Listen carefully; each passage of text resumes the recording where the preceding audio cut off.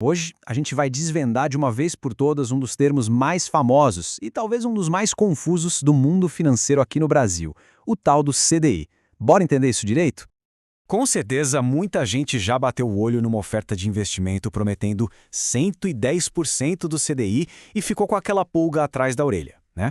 Se perguntando, tá, mas o que é que isso quer dizer afinal? Pois é, a ideia aqui é que no final desta análise, essa sigla não tenha mais segredo nenhum. Então, vamos começar pelo comecinho mesmo, o básico do básico. Afinal de contas, o que essa sigla CDI realmente significa? Bom, a sigla CDI, por extenso, quer dizer Certificado de Depósito Interbancário. Eu sei, o nome só é meio complicado, super formal, né? Mas calma, a ideia por trás disso é muito, mas muito mais simples do que esse nome todo aí sugere. Para entender o CDI de um jeito fácil, é só pensar assim. Ele é basicamente a taxa de juros que os bancos usam quando emprestam dinheiro uns para os outros. E olha, são empréstimos super curtos, coisa de um dia só. É tipo uma negociação que rola todo santo dia ali nos bastidores do sistema financeiro. Tá, mas aí fica a pergunta por que raios os bancos precisariam ficar pegando dinheiro emprestado entre si todo dia? Parece estranho, né? Vamos dar uma olhada na rotina deles para entender direitinho como essa engrenagem toda funciona. A lógica é mais ou menos assim, olha só. Existe uma regra do Banco Central que diz que todo banco precisa terminar o dia com o caixa no azul, tudo equilibradinho. Só que num dia, um banco pode ter tido muito mais saques do que depósitos. E aí? Para fechar a conta, ele precisa de uma ajudinha. É nessa hora que ele pega um empréstimo rapidinho de um dia com um outro banco que terminou o dia com dinheiro sobrando. E a taxa de juros que ele paga por essa ajuda? Adivinha, é a taxa CDI. É um mecanismo que acontece todo dia e é fundamental para manter o sistema financeiro rodando liso. Beleza, agora que a gente já entendeu essa dança entre os bancos, vamos para a parte que realmente importa para todo mundo, né?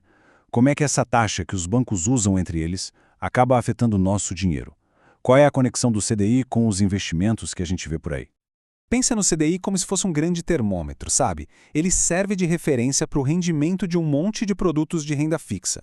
Quando alguém investe num CDB, por exemplo, o que o banco está dizendo, no fundo, é o seguinte: olha, eu vou te pagar uma porcentagem daquela mesma taxa que eu uso para negociar com outros bancos. É por isso que o CDI virou a base de cálculo para CDBs, LCIs, LCAs, vários fundos de investimento, a lista grande. E que tal a gente botar isso em números para ver como funciona na prática? Vamos fazer uma continha rápida aqui, só para ver como essa porcentagem toda vira resultado de verdade. Vamos pegar aquele exemplo clássico do começo da nossa conversa. Imagina só um CDB que está lá oferecendo um rendimento de 110% do CDI. O que isso quer dizer na prática, no fim do dia? Ok, para a gente poder fazer essa conta, a gente precisa de um valor para o CDI, claro. Então vamos imaginar um cenário, tá? Vamos supor que em um certo ano a taxa do CDI fechou em 12%. É só um número para a gente usar de exemplo, para a conta ficar mais fácil de entender. A conta aqui é bem direta, não tem mistério. É só multiplicar a porcentagem que o investimento oferece pela taxa do CDI do período. No nosso exemplo, 110% vezes 12%, isso dá 13,2%. Esse seria o rendimento bruto no ano. Simples assim, é essa continha que vai dizer o quanto o dinheiro rendeu.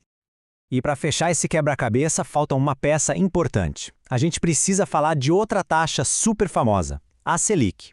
Qual é a relação dela com o CDI? Bom, pode pensar nelas como primas irmãs, sabe? Andam sempre muito juntas.